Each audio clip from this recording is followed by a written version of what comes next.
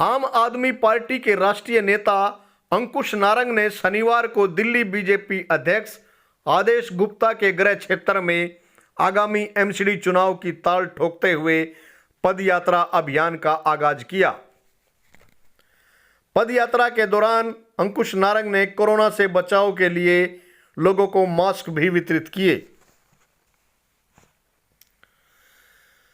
दिल्ली भाजपा के प्रदेश अध्यक्ष आदेश गुप्ता को चुनौती दे रहे ये हैं आम आदमी पार्टी के राष्ट्रीय संयुक्त संगठन सचिव अंकुश नारंग, जिन्होंने आगामी एमसीडी चुनाव के मद्देनजर अपनी पदयात्रा अभियान की शुरुआत की। अंकुश नारंग ने अपने इस जनसंपर्क अभियान की शुरुआत बलजीत नगर के 20 नंबर रोड के रिक्शा स्टैंड से की और बलजीत नगर की गली गली घूमते हुए लोगों से जनसंपर्क किया। इतना ही नहीं, अंकुश नारंग ने जनसंपर्क अभियान के दौरान क्षेत्रवासियों को कोरोना से बचाव हेतु मास्क भी वितरित किए। क्षेत्र के लोगों ने भी अंकुश नारंग का फूल मालाओं से जोरदार स्वागत किया। जनसंपर्क अभियान के दौरान मीडिया कर्मियों से बातचीत करते हुए आपके अंकुश नारंग ने एमसीडी के 2500 करोड़ रुपए के कथित घोटाले में बीजेपी अध्यक्ष आदेश गुप्ता को भी घसीटा। साथ ही उन्होंने दिल्ली जल बोर्ड के मुख्यालय पर हमला करने की जमकर निंदा की।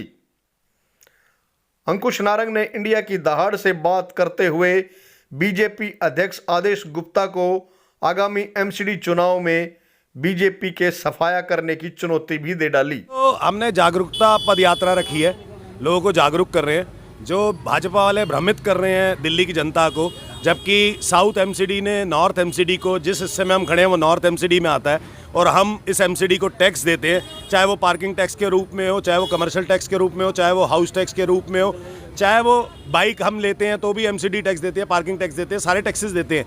और वो 2500 करोड़ हमारे पैसे थे जो साउथ एमसीडी ने हमें देने थे नॉर्थ एमसीडी को, लेकिन वो बकाया इन्होंने माफ़ कर दिया, क्योंकि ये कहते हैं कि एक ही कमिश्नर है तो लेटर किसको लिखे।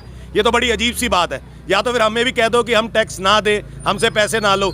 और मुद्दे की बात है, ये वो एरिया है पटेल नगर विधानसभा जहाँ से इनका दिल्ली प्रदेश अध्यक्ष आता है आदेश गुप्ता। वो आदेश गुप्ता जो इतना नाकारा निकला, जिसकी हैसियत, जिसकी औकात आज से 3 साल पहले, 4 साल पहले कुछ भी नहीं थी, कोई एक बंदा भी नहीं जानता था। उस व्यक्ति को इसी जनता की वजह से वो चुनाव जीता, मेयर बना, उसके बाद दिल्ली प्रदेश अध्यक्ष बना।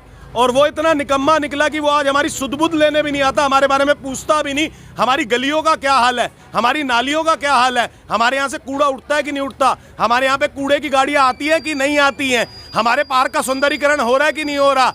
एक बारी भी ना झाड़ू लगवाने की उसे सुध है, ना किसी के दुख सुख में आने की सुध है। वो सिर्फ अपने पैसे कमाने में लगा हुआ है। मुझे तो लगता है 2500 करोड़ उसी की जेब में ना गए हो, आदेश गुप्ता की जेब में, इसलिए वो घोटाले को अपने छुपाने के चक्कर में अपने उसको शर्म नहीं आती। वो निगम पार्षद है नॉर्थ एमसीडी का, पार्षद तो है वो नॉर्थ एमसीडी का। हमारे हक के अधिकार के पैसे तो दिलवा ले। ये रे पटेल नगर विधानसभा के क्षेत्रवासी, ये मांग रहे अपना अधिकार। ये रे हमारे बलजीत नगर के वासी, ये मांग रहे अपना अधिकार। कौन देगा इनको अधिकार? अब इस बारी 2022 के अंदर इस एमसीडी के अंदर से, चाहे वो नॉर्थ एमसीडी हो, चाहे वो साउथ एमसीडी हो, चाहे वो ईस्ट एमसीडी हो, आदेश गुप्ता लिख लेना मेरी बात, तुम्हारा भाजपा का सफाया होने जा रहा है। अब आम आदमी पार्टी तुम्हारी एमसीडी को भी चला के दिखा देगी। तुम कहते थे, कांग्रेस कहती थी कि दिल्ली के अंदर बिजली के बिल माफ नहीं हो सकते, पानी के बिल माफ नहीं हो सकते, 24 घंटे बिजली नहीं आ सकती, स्कूल अच्छे नहीं हो सकते, अस्पताल अच्छे नहीं हो सकते। केजरीवाल साहब ने वो करके दिखा दिया कि दिल्ली के स्कूल भी अच्छे कर दिए, अस्पताल भी कर दिए, दवाइयां भी मुफ्त कर दी, बिजली के बिल भी मुफ्त कर दिए, पानी के बिल भी मुफ्त कर दिए और 24 घंटे बिजली भी हमारी आती है। ऐसी एमसीडी के अंदर भी इस बारी, लेकिन वो तो कहते, वो तो 13,000 करोड़ रुपए और मांग रहे हैं, मुझे 13,000 करोड़ रुपए देना है।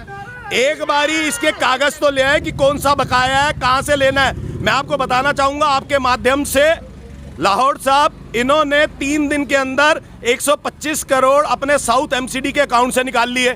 फिर इन्होंने 1200 करोड़ की एफडी तुड़वा दी साउथ एमसीडी ने। मुझे तो लगता है ये ना हो कि अगले 1 साल में आदेश गुप्ता का ये प्लान हो, सारे पार्षदों को बुला के ये मीटिंग करियो कि एमसीडी बेच देना, अगले साल तो हम जीतेंगे नहीं, तो उससे पहले एमसीडी बेच के रख देना। 13,000 करोड़ का क्या?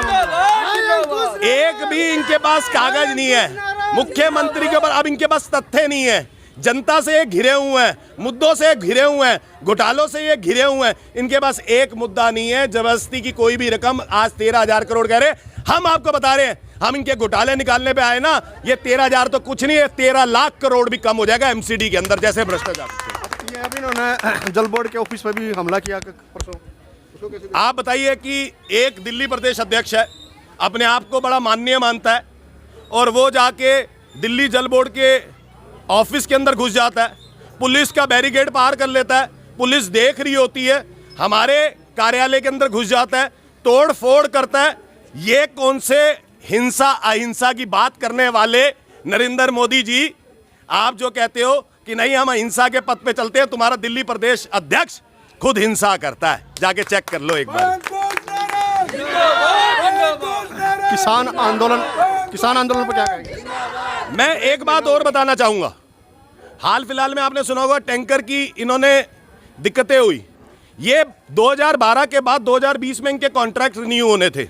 2012 में कांग्रेस की सरकार थी, कांग्रेस और भाजपा दोनों मिलके एक साथ दिल्ली को बेच रही थी, तो इनके टैंकर लगे हुए थे। अब इनके टैंकर रिन्यू नहीं होंगे तो इनका माफिया खत्म हो जाएगा, अगर माफिया खत्म हो जाएगा तो ऊपर की रकम खत्म हो जाएगी। अब क्या करेंगे, 2022 में लेंटर की इनकी कमाई तो चली जाएगी। अब ये सोच रहे हैं कि टैंकर से हम एक काम करें कि शाम को एक्स्ट्रा चक्कर लगा के जो दिल्ली जल बोर्ड को ना पता चले, लेकिन केजरीवाल साहब तुम्हारे खिलाफ में FIR दर्ज करवा देंगे, याद रखना। आदेश गुप्ता जेल के अंदर दिखाई दोगे, जेल के अंदर।